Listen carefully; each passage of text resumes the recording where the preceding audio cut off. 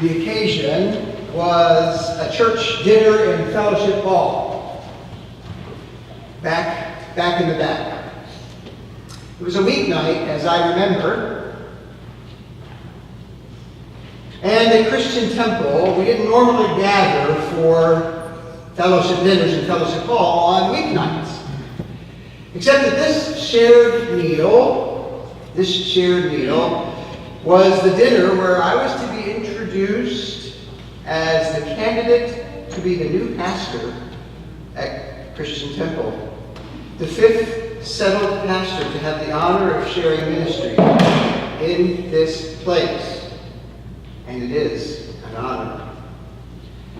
So, this was the night we would all meet together. The congregation would meet the family in advance of a congregational vote. It was an elegant dinner, wonderful supper. Lasagna, I think, was being served. Beautiful setting for a wonderful celebration. After the meal, I rose to offer the remarks I had carefully prepared. I was a little bit nervous, first time to talk to the congregation, and about halfway through those very carefully prepared remarks, our youngest son, who had just turned 4 a month earlier, made an unplanned and very much unanticipated appearance at the elegant dinner. We heard him before we saw him. We heard him laughing with delight coming down the hallway. Then we saw him come racing into fellowship hall through the doorway, wearing only his underpants. Superman briefs, perhaps. Behind him, trying to chase him down, was the high school-aged young adult who had been asked to stay in the nursery while we ate our elegant dinner. She was hot on his heels, trying to catch him from behind. Meanwhile, his mother, at the head table, rose out of her seat as if being pulled by the Spirit of God and came at him from the front. They had him cornered. Unfortunately, his mother got there first and whisked him out of fellowship hall, and as she did, she could be heard saying, "This is not funny." But she could only be barely heard over the laughter in the room, the deep, raucous, genuine, joyful laughter. In the months leading up to that evening, as a candidate for this particular call, I had put together what I hoped would be a thoughtful set of answers to some very thoughtful questions posed to me by the search committee. I had taped a few sermons with Jada's help in an empty sanctuary in Indianapolis. I'm pretty sure the interview went well, and apparently I had paid my references well enough that they all said really nice things about me. But now in hindsight, Jada and I are pretty sure that we have our youngest son to thank for the past 23 years of shared ministry. 23 years, that's right. 23 years ago tomorrow, on October 1st, 1995, was the day I first drove the car down Edmondson Avenue, turned into the parking lot, and came to work here. A lot has changed in those 23 years, hasn't it? A lot has stayed the same, of course, but a lot has changed. And one thing in particular that has changed, that I'd like to talk a little bit about today, changed in ways that I don't think any of us could have really anticipated 23 years ago, is the standing that the church has in today's world and community. The place of the church, the relative importance of the church. 23 years ago and before, the church, our congregation, Christian Temple and others, we sort of counted on people to come to us. Church was a thing most people just chose to do, so they choose when they go. 23 years ago, we could have an all-church dinner on an evening in the middle of the work week and pack the place. Church was a little more firmly implanted in the landscape of life 23 years ago and more. Most people on Sunday mornings going to church sometime. So we could rely on people coming to us. We would typically say, when people came to us, visited, say, we would typically ask them some variation of this question: how would you like to help us be the church? Or its variation: how would you like to fit into our story of ministry? It's so nice to see you. Here, give us your name and address, and we'll have some fine committees for you to serve on within a week or two. Someone will be in touch later in the week. Planning on having any children? We have a great youth group for you. I was standing in front of you and heard you singing. Our choir practices on Thursday evenings. What size room would you like? Here are offering envelopes. Take one. It's not that these opportunities aren't wonderful and important, or that we shouldn't invite people and urge people to join the fun. But it seems to me that our mindset at church used to be to look at newcomers in terms of how you could help us. And sometimes the more help we needed, the more desperate we became. The scarier our future became, the more we would think about ourselves first. Well, it turns out this phenomenon is not unusual to these days. It turns out that once upon a time, Jesus' disciples, the original church, began to believe that their mission was all about them.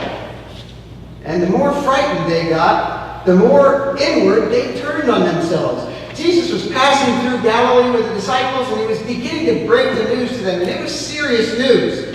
Things were going to change pretty soon. Times were going to get rough. He was using words like betray and kill and rise again, words they just didn't understand. And this had the effect of making them afraid and confused. And so acting out of that fear, acting out of that sense of self-preservation, that goes along with fear, what did the disciples do? They began arguing with each other about who was the greatest among them. They turned inward and they formed a committee. And they didn't get any further than trying to elect officers before Jesus stopped them. See, the disciples got confused and started to believe that in the end it was all about them. So Jesus tells them, hold on. If you want to be first, you're going to have to learn how to be last. And if you want to lead, you've got to learn how to serve.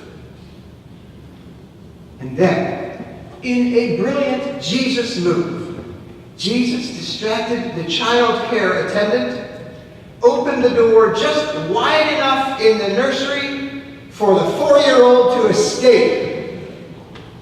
Jesus places the child right in the middle of their very important meeting and says, see this child? This child can't do anything to help you. Nothing. No committee. He's got no money to go, maybe a quarter or so. This child has no gifts.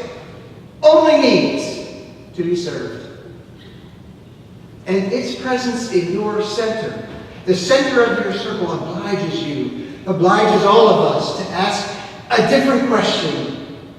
It's not so much about how you can help us. It's about how we may help you. How can I help you? How may we help you? If we as a church are going to thrive and live into whatever the new age is, we must learn how to serve those who come to us by the grace of God. And if we're going to be effective servants, our very first question is the question of all good servants. How may I help you? How may we help you? What do you need? What do you need? What can we offer? Asking those questions and paying attention to the answers is perhaps the way to begin writing our own future story. On Friday night, Friday night we went to see the Orioles lose. Play.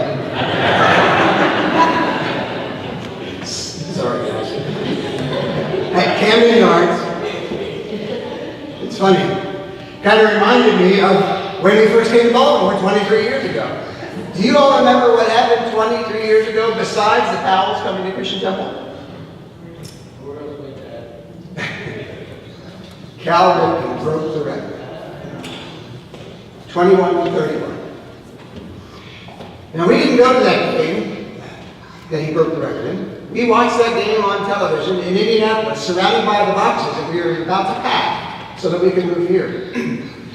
But we arrived a few days later, and when we got here, you know that we had to go see the Orioles play. And the only seat that our whole family could get where we could sit together was way up high in the left field corner. The place was packed in the fall of 1995. Well, things were a little different on Friday night. But there was one thing that's the same, and any of you who've ever been to a game might remember. One thing that was the same. That guy was there. Do you know who that guy is? That guy. Older gentleman wearing orange. He's the one who stands out on Utah Street, right outside of Boog's Barbecue. And he carries a sign, a really high sign, with a baseball on the top. And you know what it says on the baseball? How can I help? Stands there the whole game. Doesn't see an inning of play. How can I help? Wouldn't it be great if that's how we approached our own lives? How can we help? Walking out the front door in the morning, I wonder how we can help. And isn't that the question we need to ask around here too? We all need those signs. How can I help? How may we help you? How may we help the young man who is 4 weeks sober now as he walks into the fellowship hall for a meeting on Tuesday night? How may we help the single mom who picks up her kid from school at 6 p.m. every Wednesday on the dot, wearing her army fatigues and trying to figure out what to cook for supper? How may we help our servants who come on Thursday night, every Thursday night, for the community as much as for the music? They even have to wear servant clothing over there. How may we help the middle school kids who are so bored on a Friday that climbing up on our roof and smoking cigarettes seems like a really good idea? To the young adult who is just about to decide that their first job and maybe even their career isn't at all what she expected, how can we help? To the newly retired couple who is looking for that next thing in life to give them meaning, how can we help? To the recently widowed, how can we help? And to the newcomers in our midst who wander into this sanctuary pretty sure that something is missing in their lives, but they're not quite sure what it is and aren't quite sure they're even in the right place. How can we help you? How may we be servants to one another? Every Sunday morning around here, about 9:30, the servants begin to arrive. Some set the table, some cut the bread, some pour the wine, some tidy up the room, some get the music ready, some stand by the door looking out for guests, some prepare for the children. All of this servanthood. So that when the hour comes, as it has today, we can welcome our host, Jesus the living Christ, the living servant, and ask on his behalf,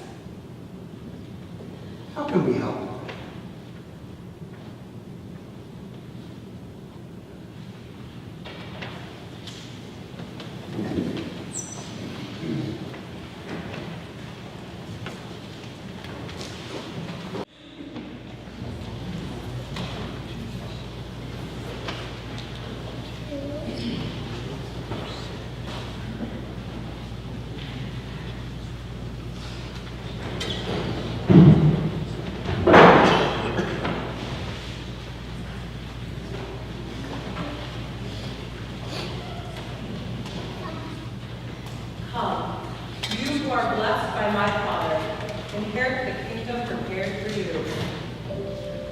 For I was hungry, and you gave me food.